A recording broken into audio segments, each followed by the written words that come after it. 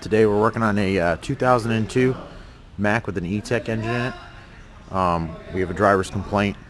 Driver's complaining about long crank times, and engine has low power. So we're gonna crank it up and see what we get. See what the actual crank time is on it. How long it takes to start.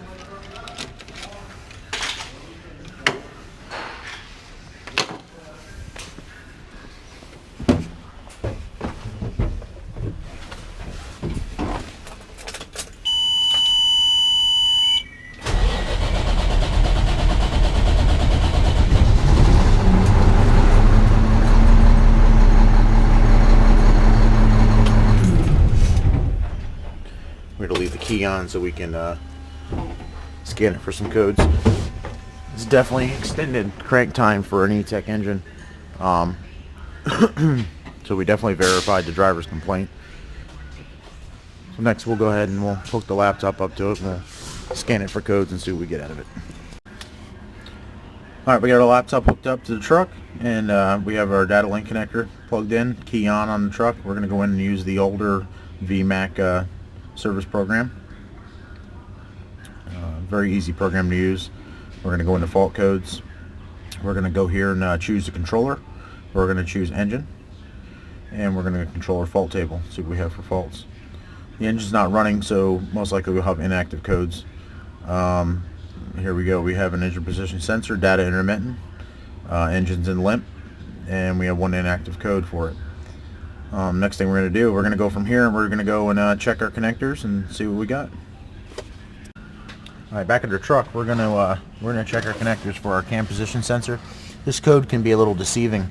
You can get a code for an engine position sensor, and that could mean that the engine position sensor is actually not the bad one. It could actually be the cam position sensor. From what I can tell, the connectors look like they're in pretty good shape, except for that one that's falling apart. That could be where our problem is, right there. So we'll definitely be changing that sensor out. We'll go down and look at the engine position sensor too on the truck. See how the engine position sensor connector looks. Okay, engine position sensor is located underneath the truck. I'm going to come back here by the bell housing, working on the left side, driver's side of the truck. The connector's going to be right here at the back of the flywheel housing. We'll look at this, take a look at this connector and see how it looks. The connector itself looks like it's in decent shape. Just push down this tab and unplug it. Ends in the connectors, a little dirty, but connector pins look nice and clean. The wiring's falling apart. Like I was saying before, the engine position code, you can get an engine position code or a camshaft position code in these trucks, and can be one or the other sensor. Even if it puts out a code for a engine position sensor, the cam sensor can actually be the one that's throwing it off, because it's got to be a sync. If the two don't sync, you have one sensor bad and not the other one. It'll throw a code for the opposite sensor.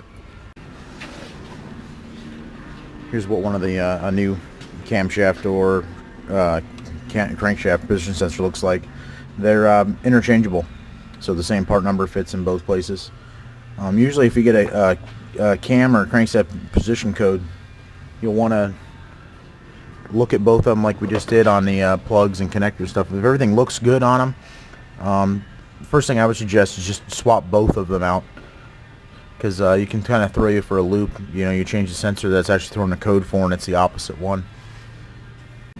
To remove the cam sensor, they're both 8mm heads. There's a bracket here on the side of the motor that holds the wire in place.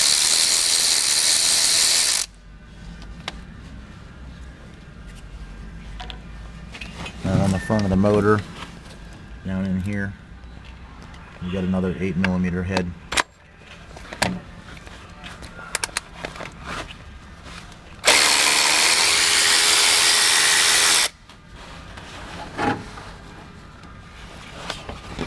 Now when you remove the camshaft position sensor, a lot of times on the front you'll notice, let's work it out of here without trying to drop it. There are 2 shims on this one. Sometimes I'll have 1 shim, sometimes I'll have 2, sometimes I'll have more than that. You want to make sure that you replace these. Okay, we're going to reinstall the camshaft position sensor, and we're going to make sure we install both of the shims that we previously removed.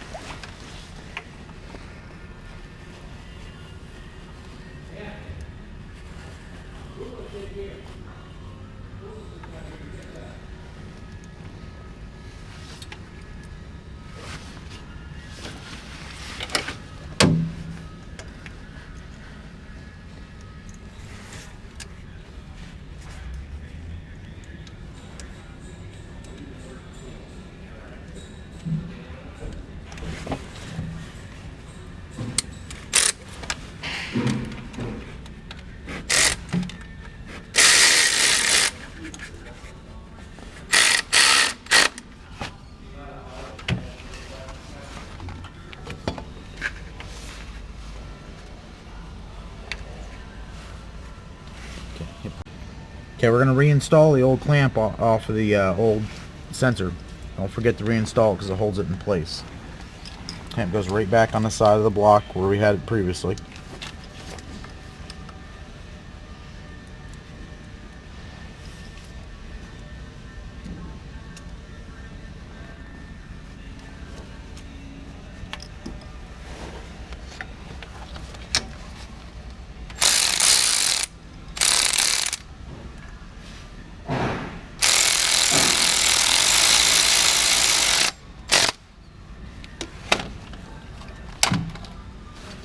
Reinstall your connector.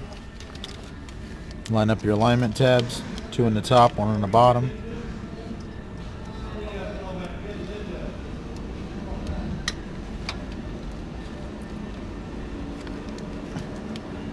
Making sure the connector locks together. Okay, so our repair is complete. We're going to go ahead and verify that a repair fixed the long crank issue. Might help if I turn the battery switch on.